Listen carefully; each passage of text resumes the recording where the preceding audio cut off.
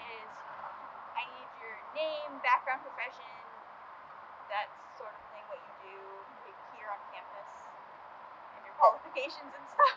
Okay, so I'm Gretchen Legler. I've taught at UMF for 20 years. I teach creative writing and English primarily, and my specialty in creative writing is nonfiction.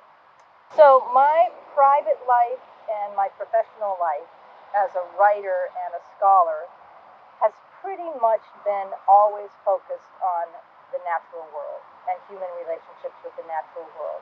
I did my PhD work on American women nature writers, and I have written lots of articles that use an ecofeminist lens to look at contemporary literature. I took 3 years off from UMF to go down to Harvard Divinity School and get a Master's of Divinity. And the work I did at the Divinity School, it kind of surprised me, but it shouldn't have surprised me because I gravitated toward issues of ecology or the environment and spirituality. And that's where this garden course comes in. My experience, going and getting another degree really made me ask a question about my values and passions. And I understood very clearly that my passion is instilling love for the natural world in other people. And so I thought, why not bring my passion as a farmer and gardener and foodie to my work at the university? So why not start teaching courses in gardening? So what is, as you have the second course and the two-course sort of gate, what is your class moving into with this project? So, I'm sure Misty explained this already, but the idea was to have a course on campus where, students would get their hands in the garden. We would dig and build and plant and tend and hold classes in the garden. And then COVID came, so we had to figure out how can we have this hands-on experiential education course, which to me was maybe the most important thing, was getting students to get their hands in the dirt, right? That was the most important thing for me. So how can we do this digitally? So the solution we came up with was actually, I think, brilliant and maybe even better than the first idea, which was to have everybody here on campus. So what Misty's students did was they were in their home communities working on their own garden projects in their home communities. And they were contributing online as a group to moving this UMF garden forward. So what Misty's students did, she explained this to you, was they basically designed the garden, and then they wrote a letter to the President's Council asking for permission to go ahead with it. So now the garden is laid out. Those of us who are doing the hands-on work here on campus actually staked out the garden with string and stakes and measuring tapes. So the design is there. So what are my students going to do? My students are also in their home communities with their own families and their own gardens. One student doesn't have an outdoor garden. She has an indoor garden full of houseplants. She has 100 houseplants. So that's her garden. So they're in their home communities working on their own garden projects.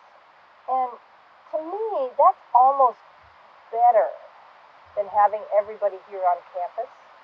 Because if they're in their home communities with their families, digging and planting and learning from their parents or helping their parents, that's really creating a really special relationship that we couldn't mimic here. It's almost like we're making this wonderful connection between the campus education, college education, and what it's like to live in the real world. And I almost think that that's even more valuable. But what they're doing to move the UMF garden forward, one of the things they're doing is we're reading an essay by this wonderful author named Robin Wall Kimmerer. She wrote this great book called Braiding Sweetgrass. And Robin Wall Kimmerer is a scientist, a botanist and environmental scientist, and she's from the Potawatomi tribe, and she's well known as somebody who is an expert in indigenous plant knowledge. So what she does in this book is she combines these things and talks about the combination between this sort of indigenous wisdom and modern scientific method. So she wrote an essay called Three Sisters, and it's about the traditional indigenous planting strategy of planting corn, beans, and squash together so that they're companions and they help each other. So we have a bed that we're going to plant of corn, beans, and squash that we've laid out. And my students are going to research this planting strategy and plan out how we're going to plant these seeds, the corn, beans, and squash seeds, or how we're going to use the already started plants. And then those of us who have permission to be on campus during COVID are actually going to build the bed and then follow their lead and plant the plants. So the other thing they're going to do is one of our work study students made a light map of the garden. Came out every hour and took a picture of where the light was, and then calculated which beds have the most light. So my students are going to use that light map to figure out which plants to put in which beds. And then those of us on campus who have permission to be here are going to actually plant the plants. So far that's the plan. How do you assess the essentialness or the importance of having courses that are this experience, project-based, and hands-on learning environment for trees? Yeah. Well, I'll tell you, the COVID situation has made me, and the experience teaching online, and the experience of being a student taking courses online, because the last half of my semester at divinity school was online. And what I realized is that we can't just do college as usual during the time of COVID. I'm going out on a limb here. One of the things we like that the liberal arts campus is built on, right, is getting students to come from far away to this one place, this one location, and create a community, right? And we want them to study traditional disciplines, psychology, anthropology, English, history, natural sciences, whatever, in this little community, right? Which is actually kind of a bubble. It's an academic bubble.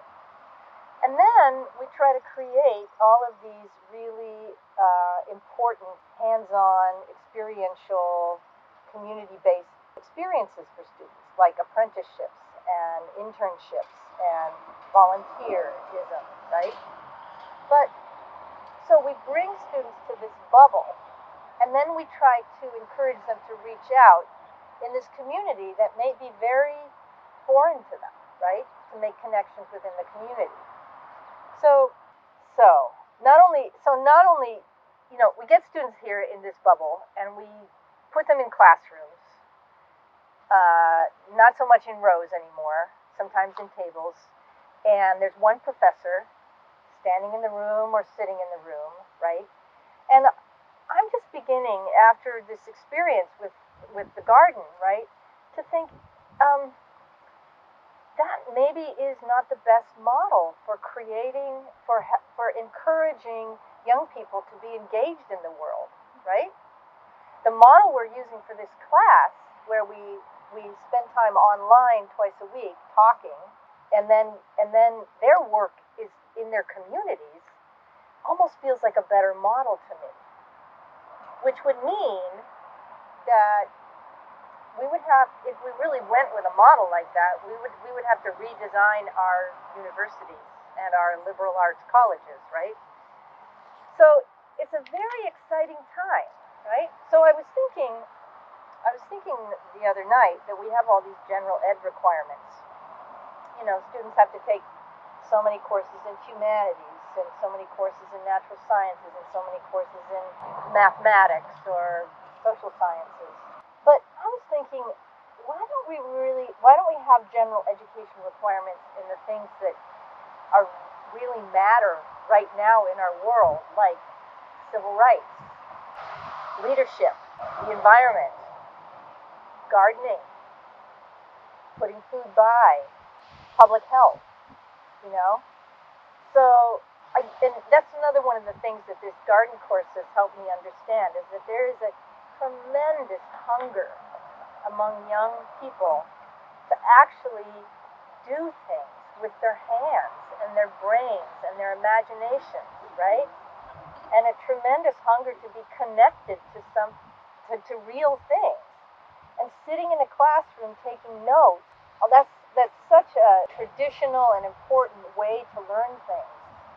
But it's not the way I learn. I mean, I've always been in an academic environment, and I've always been good at it. But it's not really the way I learn. I learn by doing things. That's what's important to me about this garden course. And even though we can't all be on campus digging and talking and planting and laughing together, students are still doing things. And they're doing things that matter in their own communities with their own families. All right then. What are you hoping for the garden in the future? You know, I'm very interested in spirituality. And I know that's a difficult thing to talk about in a secular institution like UMF or most colleges. But we have a real commitment to student wellness on this campus, and I think helping people, especially young people, who may not be religious, right? I'm not talking about religion. I'm talking about helping people develop their spiritual lives. And to me that means their philosophy and practice of connection to other living beings. You know? And in the academy, we try to teach this through philosophy and other ways as well, right? But I really believe that it's important to just talk about spiritual life. And what I'm hoping for the garden is that it becomes a place where students can learn skills. You know, how do you plant a garden? Learn about biology and botany, right? So it'll be a crucible for learning about the natural sciences. It'll be a hands-on place to learn about food systems and social justice and economics and all these things. But it will also be a place for nurturing the spirit and the body. So it'll be a place students can come and find some joy, right? Students who participate in it can have a sense of accomplishment, and we can even get together and eat food together. So I'm hoping it will be a place of community, a place of learning, and a place of well-being and spiritual growth. That's my hope. How, with the in light of the pandemic and also just like it's been helping people realize how we need to start taking food back and making it for ourselves and stuff like that. And so in your light about that, like I don't know, just sort of what do you feel about how we need to about the need to take food back for ourselves and that sort of Yeah, thing? yeah. I love that idea of taking food back. You know, back from what? You know, back from industrial agriculture, back from industrial food processing, right? Back from big warehousers, you know, and back so that it's fresh. Like later today, I'm going to go on my bicycle and pick up my weekly community supported agriculture share, and that is so delightful. You know, I know the people who grew it. I know the little boys. I know the family. I've been to the farm, and it tastes so good, right? So I love the idea of taking food back. And one of the things that taking food back does is it creates connection and it creates joy. Joy for the tongue because it tastes so good, right? But it was really interesting at the beginning of COVID that I heard from all kinds of people that seed companies were like Johnny's and Fedco were selling out of seeds. There was no flour or yeast on the shelves, and for a while there was no vinegar. You know, so people were canning and pickling and baking and planting gardens. And then I went down to the local hardware store, and they sell little chicks every year. They told me they had never had so many orders for chicks. So I don't know what people were doing. I don't know if they were scared or they were finally just got nudged off their bums, you know. They were like, I've always wanted to do this. Now's a good time, right? So people are hungry for that experience of being of feeling more self-sufficient, of being closer to their food. My mom grew up during the time of the Second World War, and she grew up on a farm in Minnesota. And during World War II, there was this great big push by the U.S. government to grow victory gardens. Everybody had a victory garden. And they were very well supported, like the extension service that we have. Every state has an extension service, a cooperative extension service. Those agents were so busy, you know, helping people learn how to garden. Unfortunately, they garden in some very non-organic ways. I'll just put it that way. But everybody had gardens, right? And and it was supported by the government. And there were huge campaigns, you know, on the radio and TV. Was TV even invented then? I don't know. But posters and newspapers getting people to plant their food.